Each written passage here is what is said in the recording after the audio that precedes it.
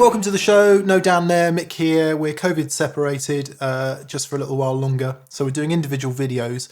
And this is the long-awaited Epiphone Casino pickup swap.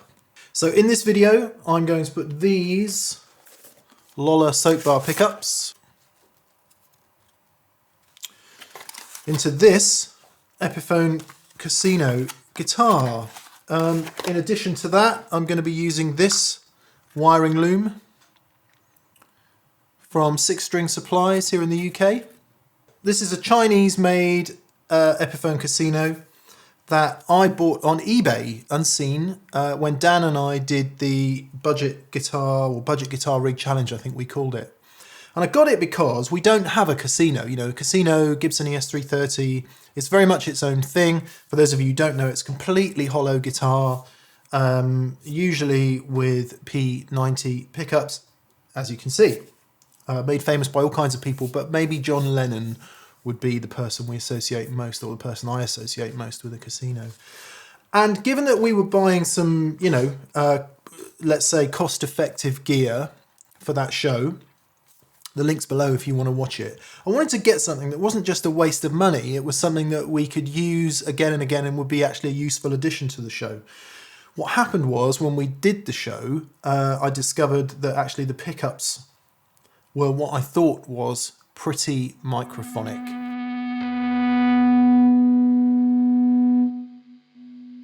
So just a little bit of resonant feedback there from the guitar.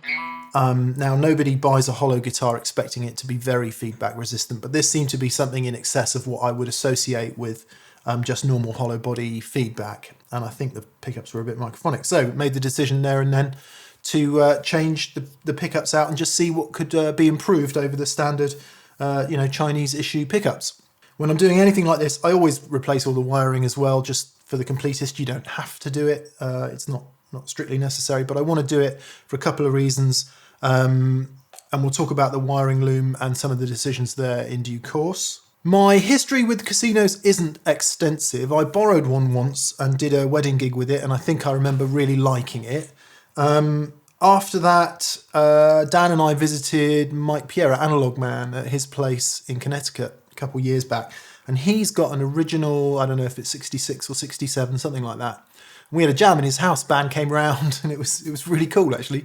And I played his casino and I really, really liked it. I liked the way, with that hollow body, you stick on a little bit of overdrive and you just can get it to sit on this, almost like a boiling point, where a little bit too much and it goes into, you know, crazy uncontrollable feedback. But just before that, there's just this immense amount of expression, very different sort of note delivery than the 335 that I'm more used to as a semi-hollow guitar, and certainly Strats and Tellys, Les Pauls as solid guitars. So that's my history with casinos. Not an extensive user of them, but I just think they're a really cool guitar, and so I think it's worth the time. Now, I'm sure that these pickups are A, repairable. I'm guessing the Microphonic comes from the, this is a pure guess, but the pickup itself not being sat in the housing properly and some sort of vibration coming from that. I do know that the ones with the metal pickups, metal pickup covers are said to be a little bit noisier than the black plastic surrounds, which is what I'm going to go for. And on the subject of black plastic surrounds, personally speaking, I actually really love the Gibson ES-330 aesthetic with the black pickup covers and black pickguard. I really dig that. I think it looks really cool.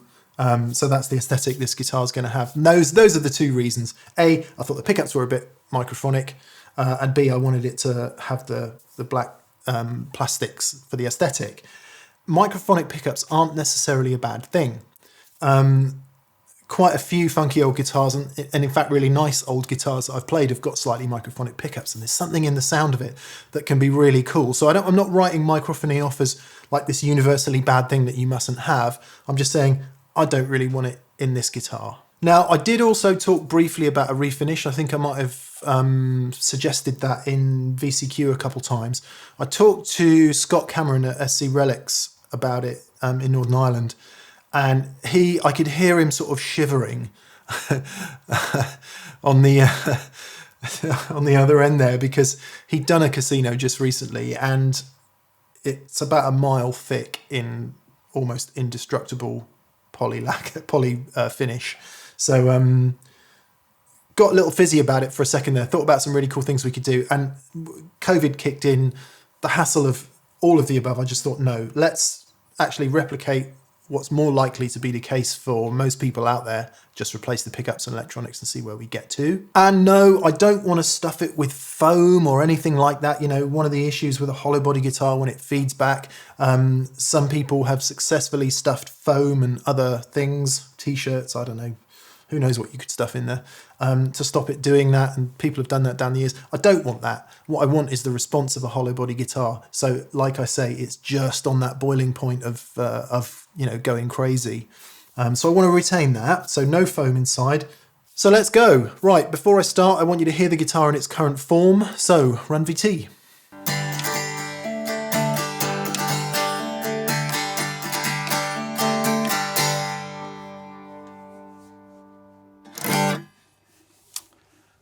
That would be the unplug sound of the Epiphone then.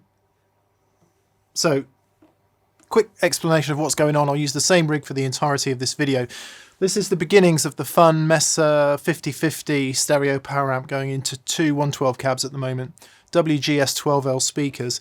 And as you can see from my naughty pedal board here, there are two Kingsley preamps, which will become apparent in a minute.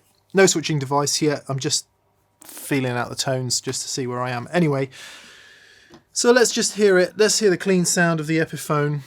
And hopefully what we're going to demonstrate is that the feedback and the microphony from the pickups is just too much, but we'll see.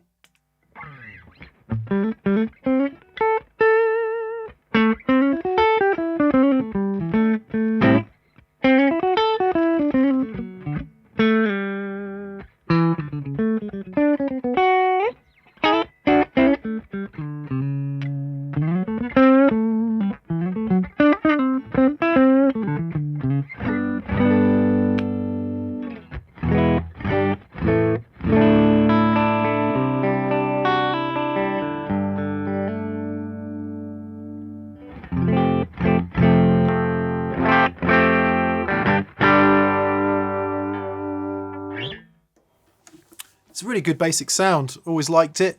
I'm just going to turn on some reverb because I struggle without reverb.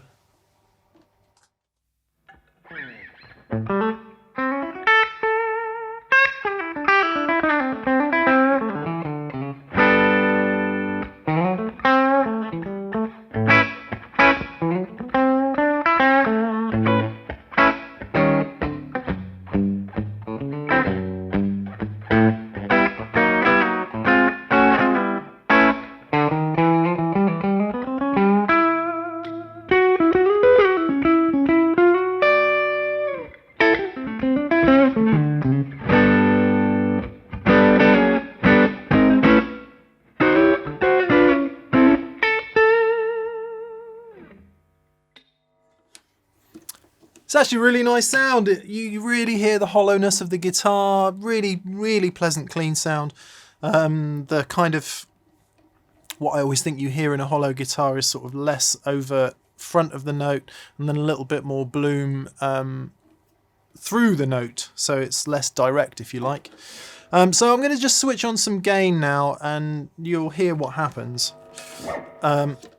I've got two gain stages. I've got the Dan Drive Tweedy running into the Maiden preamp, and then I've got the Paso Doble, which is actually two Page DS's in one box after. So you'll hear what happens.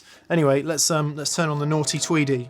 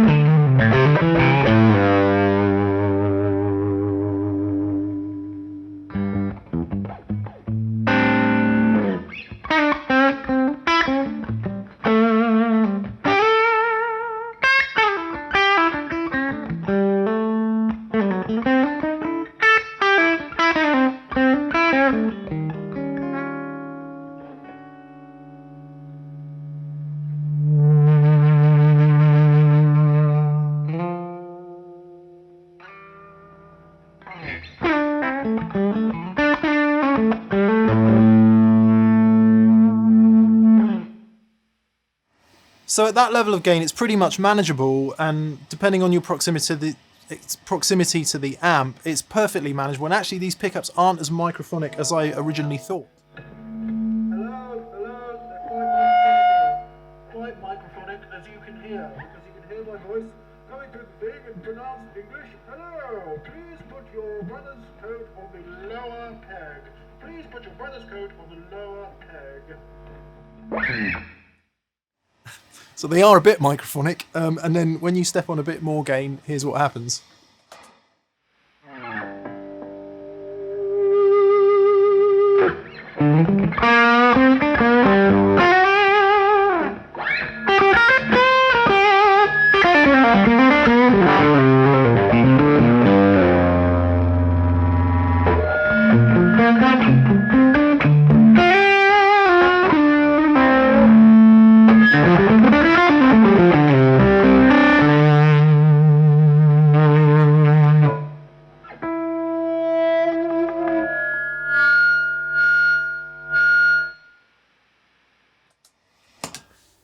Okay, no one is expecting a fully hollow guitar to be feedback resistant, but to put it in some perspective, I've got two other guitars here.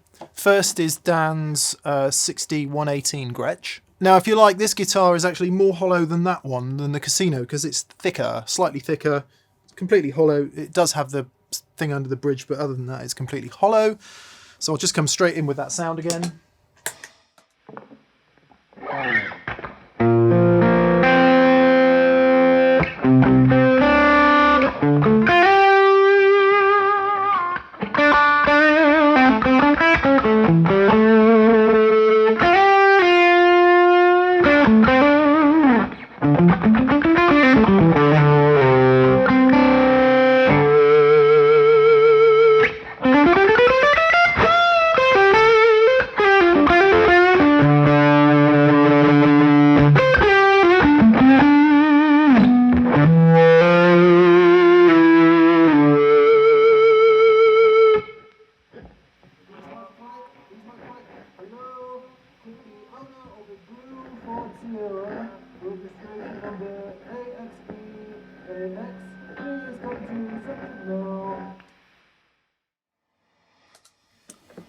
Little bit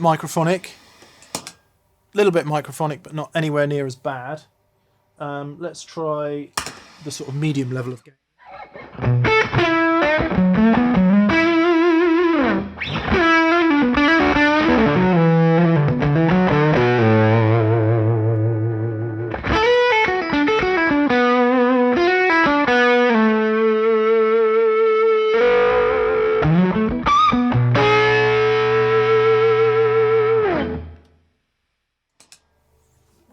Just lovely.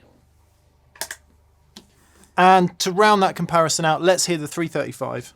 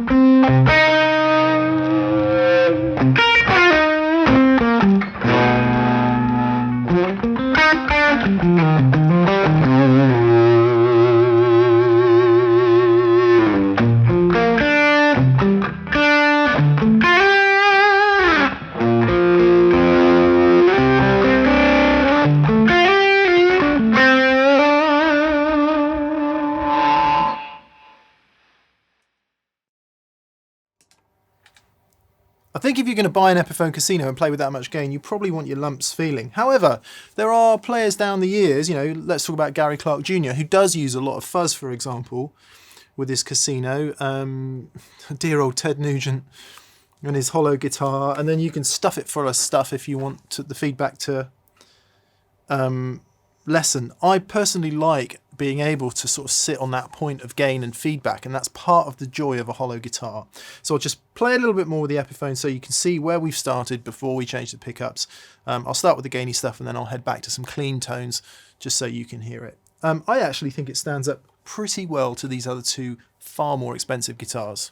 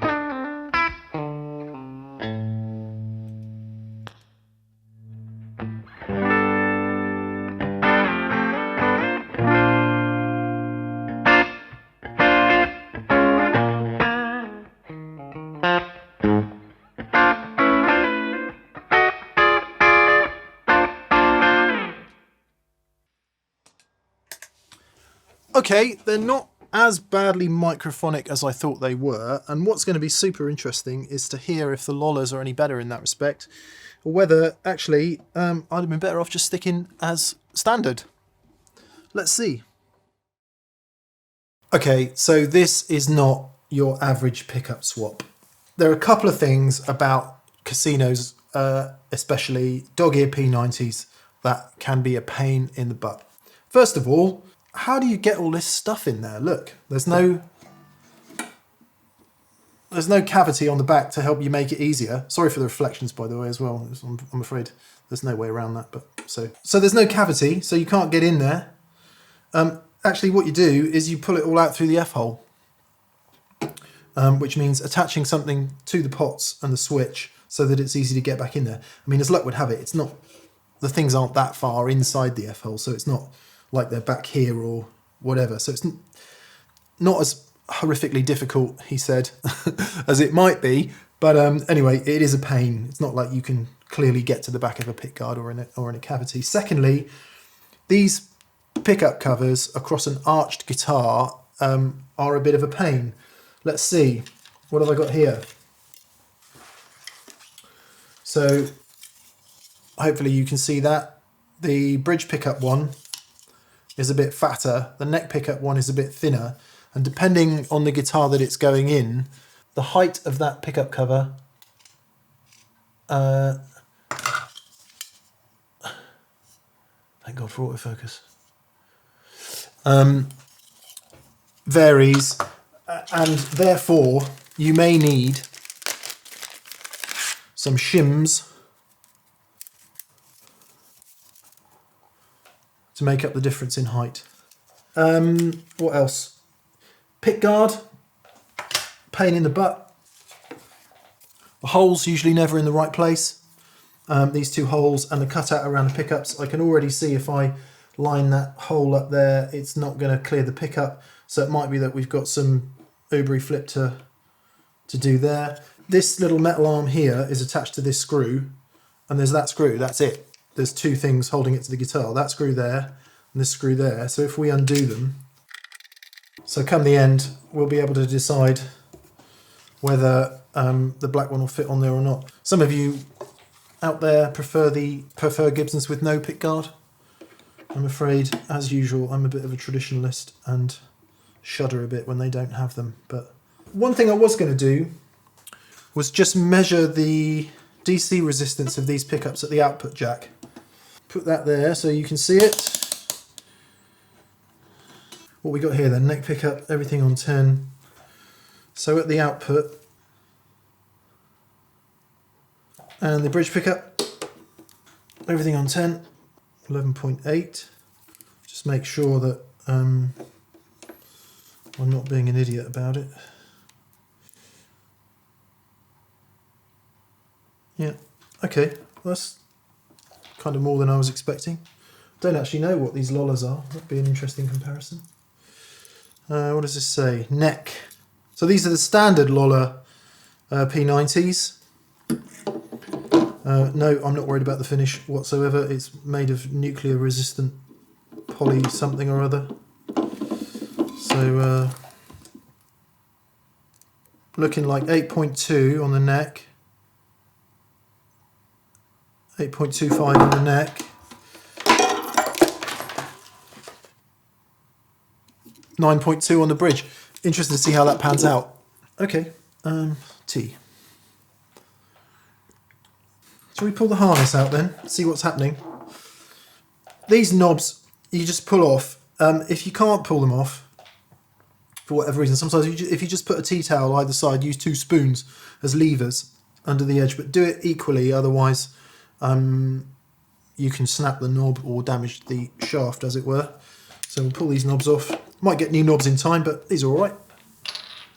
So I guess what I need to do is tie something on to the pot in order to be able to pull it all out, tie the new stuff on and pull it all the way back through again. I was talking to Ed at Six String Supplies. Ed, thank you for your counsel. He was saying he uses medical tubing, whatever that is, on there, and presumably it just sticks to the end. I don't have any of that. I do have a ball of string.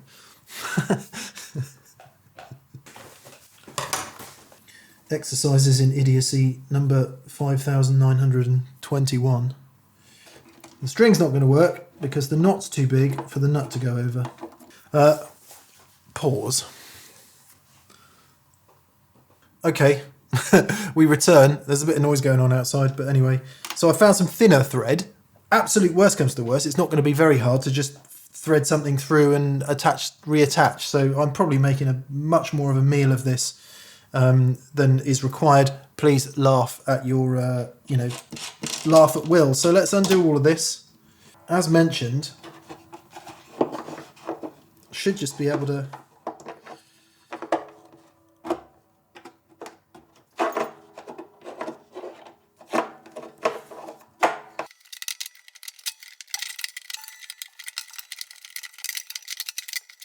boom. So there it is, all out. Yeah.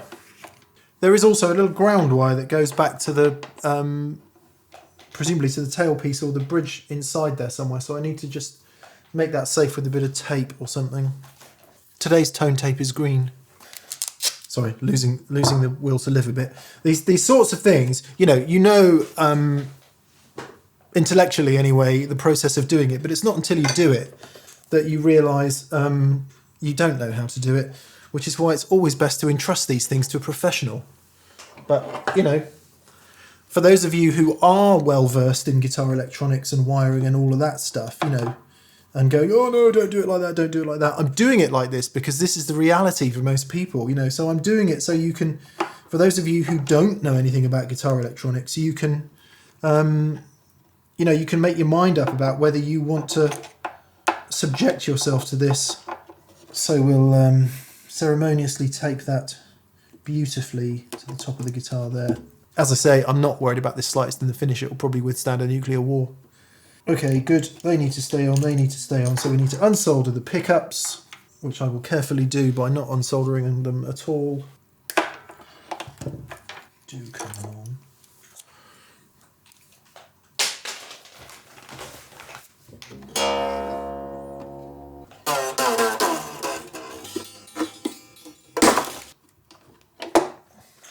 I've never done this before, taking a dog ear P90 out. I've done plenty of soap bars. So let's see what happens.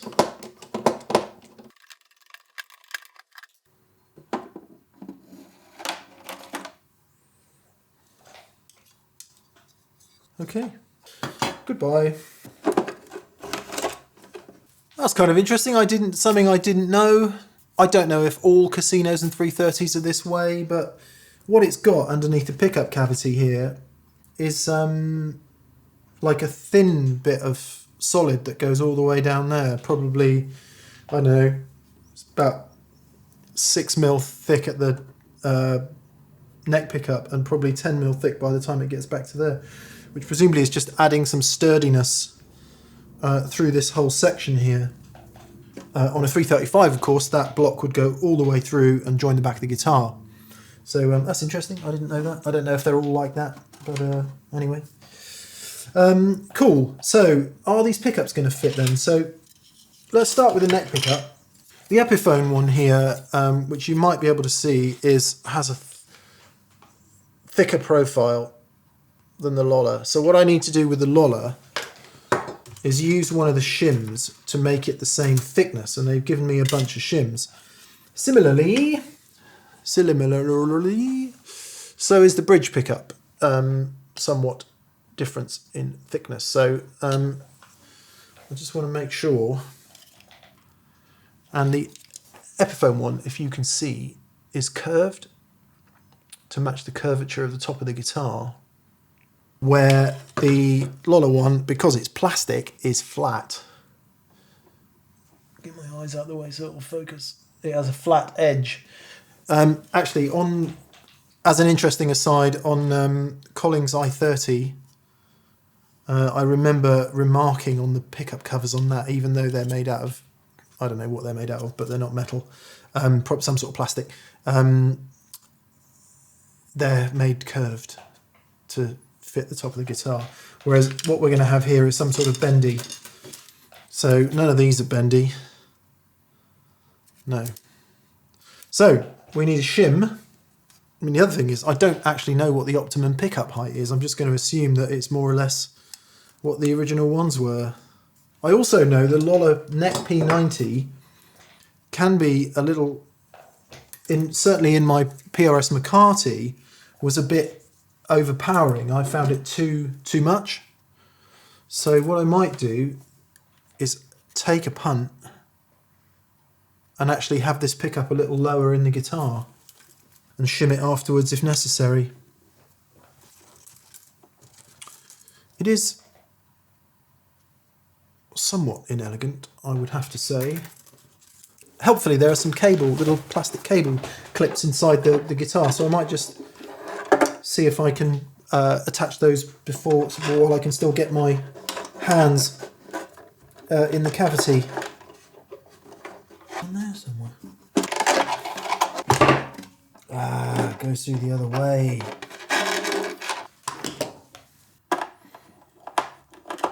I've got to say, I don't love the shim thing.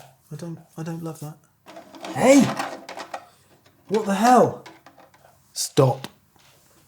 Oh my god, that was painful. Got the pickups in, putting the shims on and screwing the pickups into the body of the guitar, easy enough. Less easy, routing the cable into the little cable holders that sit in underneath the guitar. I couldn't work out, because I can't see, one had been bent over and I couldn't see actually how the cable holders work. Anyway, I worked it out, managed to unbend them, and so what that means is hopefully you won't be able to see the neck pickup cable dangling in the F-hole there. It is a question, you know, when I attach it to the pots, how much cable should you lop off? Because if you lop all of it off, it might be that the pickups can't be used in another guitar down the line. But if you leave it all on, it'll be rattling around in the guitar. So there is a decision to be made there. Meanwhile, oh my golly, what a mess. Should be relatively simple from here, right? We just take the harness here and put it in the guitar. Well, wire the pickups on first and put it in the guitar. Why did I go for a pre-wired harness? If you've watched recent, or at least previous vlogs that I've done on Strats, and indeed maybe the McCarthy PRS, can't remember. Anyway, I go through all the wiring cobblers in that and tried to make it all look nice. With this, I really like Six String Supplies. I've pilfered their wiring diagrams many times. British company, do a really nice job, and I thought I would just give it a go. Saves me a lot of time at this end. I don't know what that was, like £89 or something, which might sound like a lot of money, but once you buy some nice caps, all the bits, the wire, the pots and everything else, once you've bought all that and you've spent hours wiring it up, actually, you know, you could argue that's pretty good value for money. I certainly think it is, because it would save me half a day probably. Anyway, I've gone for a pre-wired harness, and we'll see if I can get it in there. This is going to be hilarious, I think. The daylight is fading. My nerves are definitely on the wane.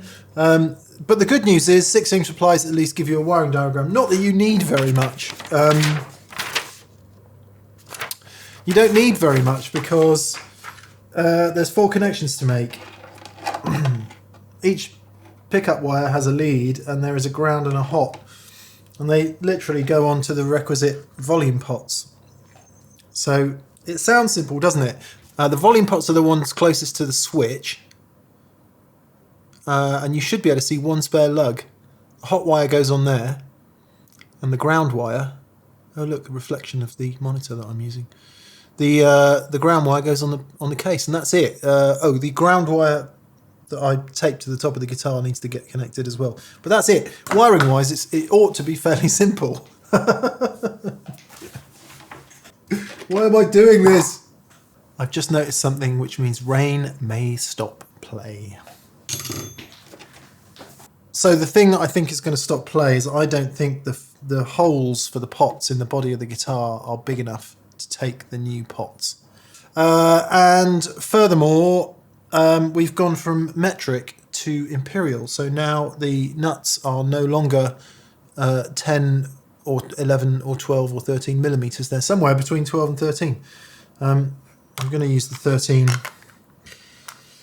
as I think I can get away with it.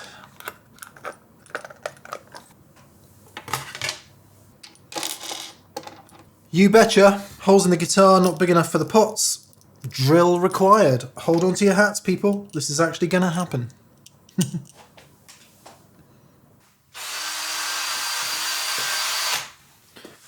Genuinely, this is where we're getting into compound errors, or the possibility thereof. I hope this drill bit is sharp.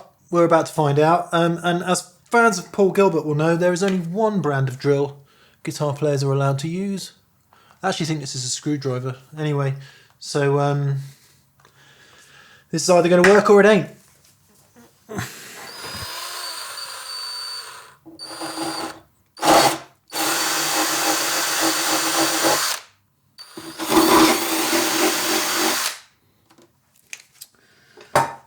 Pretty horrible the way it just grabbed on there and pulled it down, but I think it's worked. I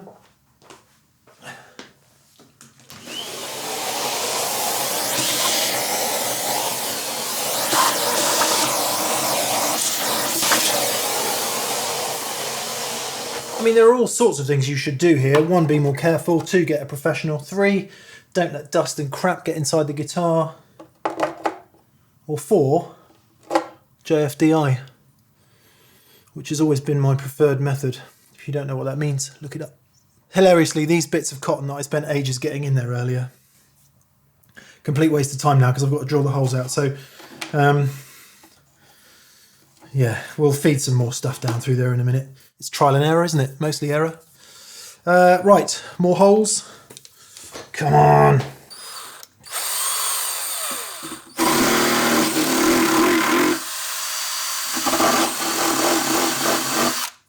Yep.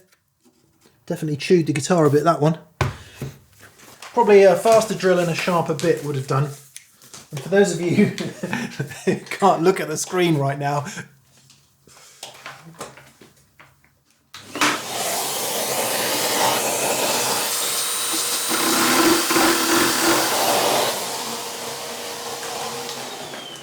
going to try and work a little bit of sandpaper in there on the inside just to clean up the back of the holes a bit, and then see if I can get the Hoover in, the vacuum cleaner in, to try and clean it out a bit.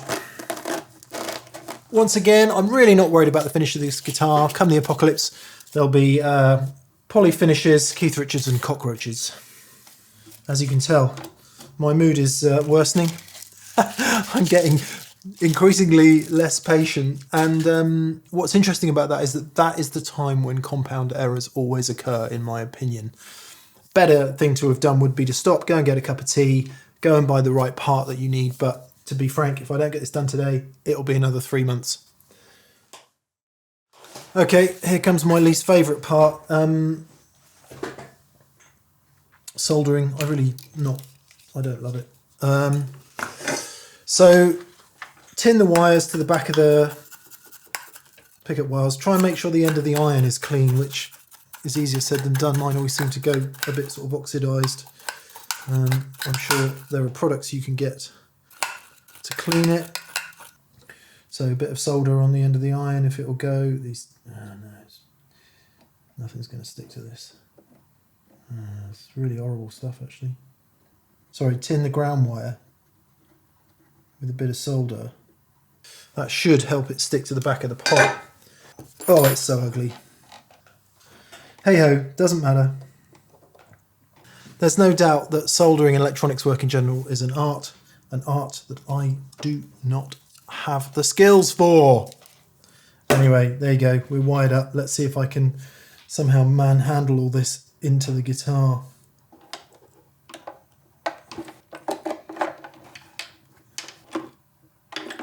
Ah!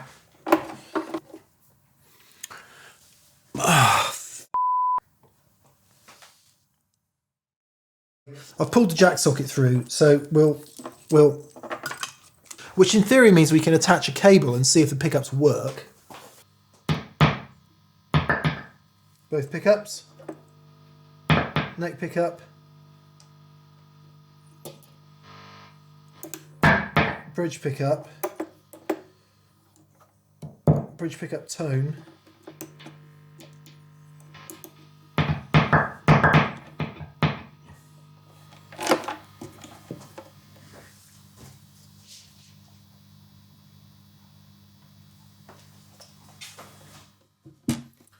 okay, the hum that I'm worried about seems to be just straight single coil hum, RF, because you move the guitar around and it goes away. So I'm going to disconnect the amp. I'm going to see if I can get it all in there, and then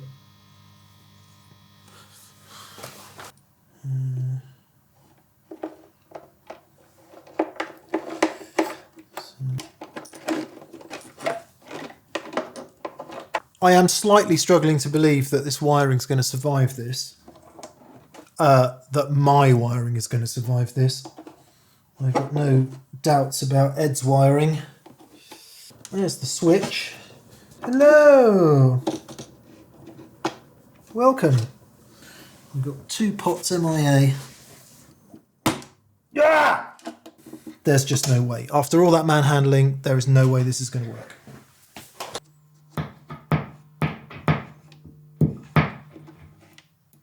This, so far, has been the biggest ball ache of a guitar maintenance job I've ever done. I'm just checking the time. It is... why's my phone gone dark? It's 6 o'clock, 6 p.m, and I started this at about 11 a.m. today. I haven't got that sort of time to waste on this stuff. To be frank, at the moment, in COVID with my puppy. So my mood needs to improve quickly. just thought I'd share that with you. Anyway, in better news, neck pickup.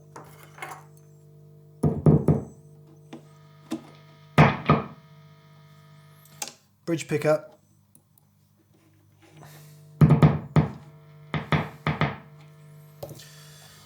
So volumes and tones work anyway. So we just need to see if we can get this pickguard on.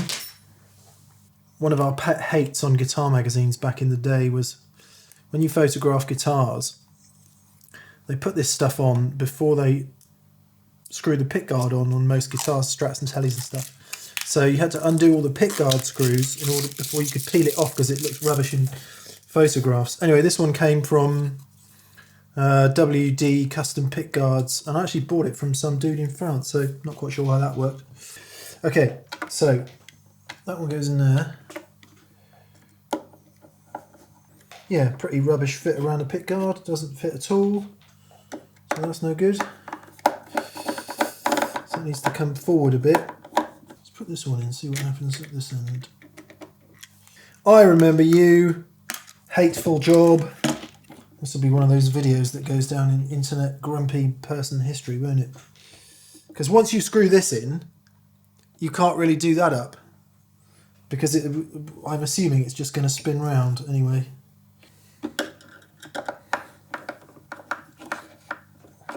Pretty awful. Anyway, I'm going to leave it on there because I think it's alright for the time being. Oh, look at that. That's just... I can't live with that. Let's get it strung up. See what happens. I'd like to bloody string it up. Okay, so it's the moment of truth. Does it work?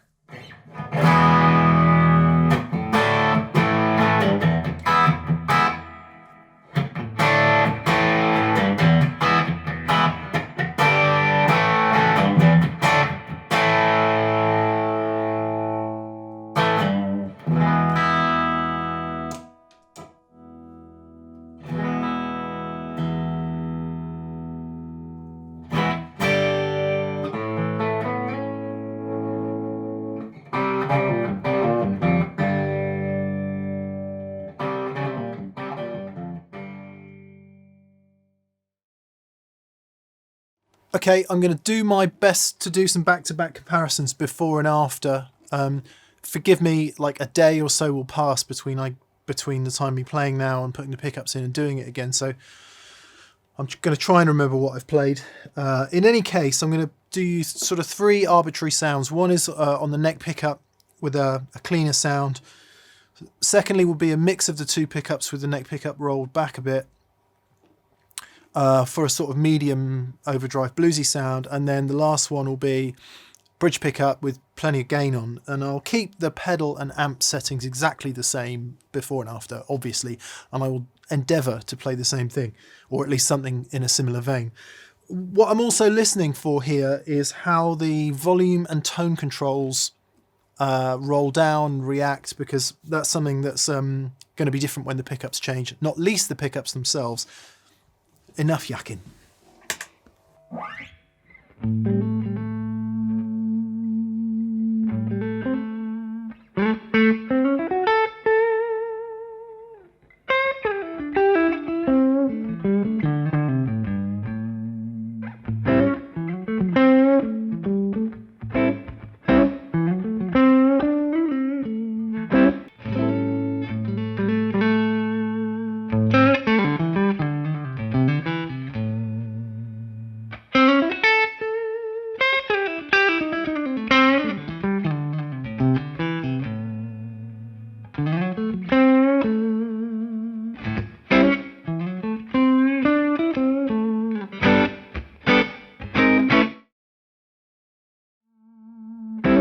That's 8.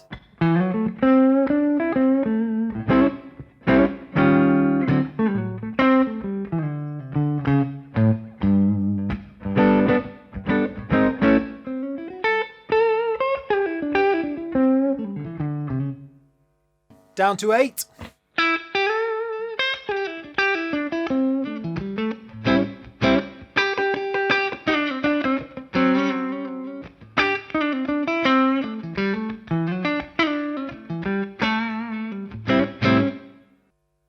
5.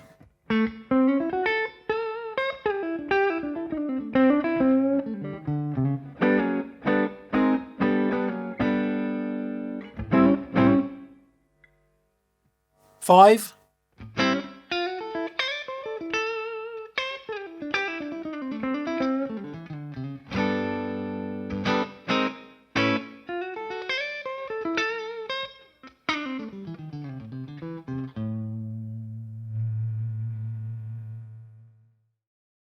Back up to 10, turn the tone pot down to 7.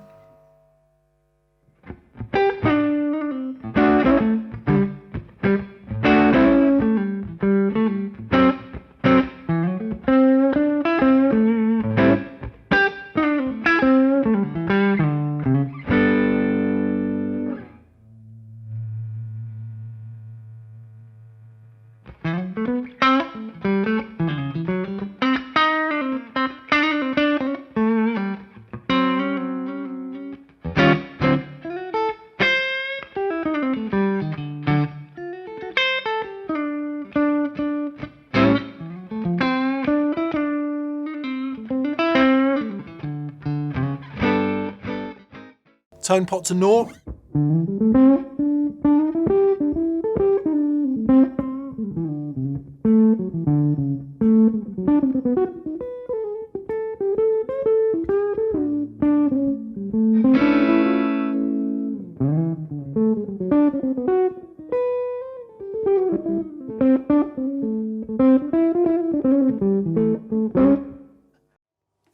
Cool. For the second sound, I'm going to step on the Tweedy, which the Tweedy is going into the Maiden. I'm going to go to the mid position and roll off the neck pickup a bit. I'll do that to let you know what's happening when I roll the neck pickup off a bit. So everything on 10.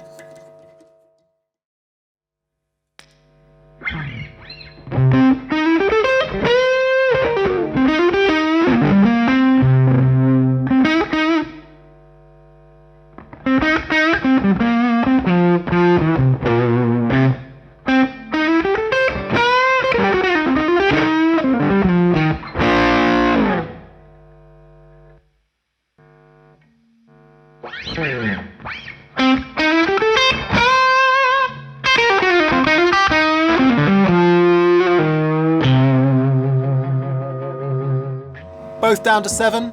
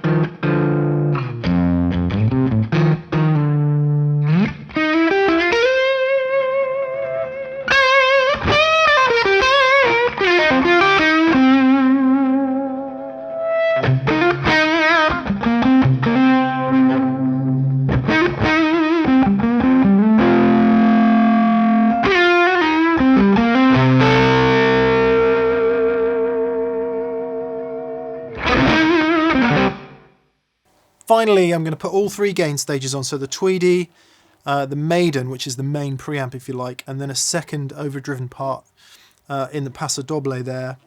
This is where we get the uncontrollable feedback, but what I'm going to try and do is on the bridge pickup just find that point on the volume pot where it's under control and where it's just coming in and out, and I think that will be an interesting comparison with the Lollas. So let's go to 0 for the time being.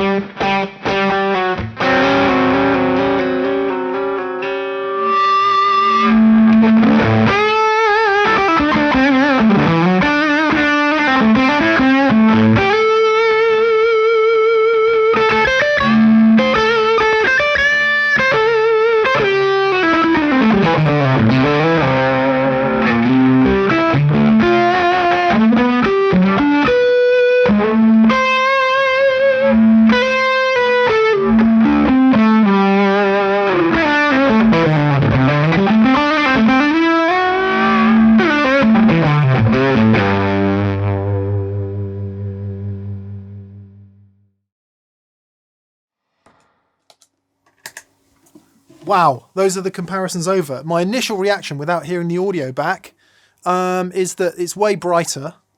Loads more variants available from the controls.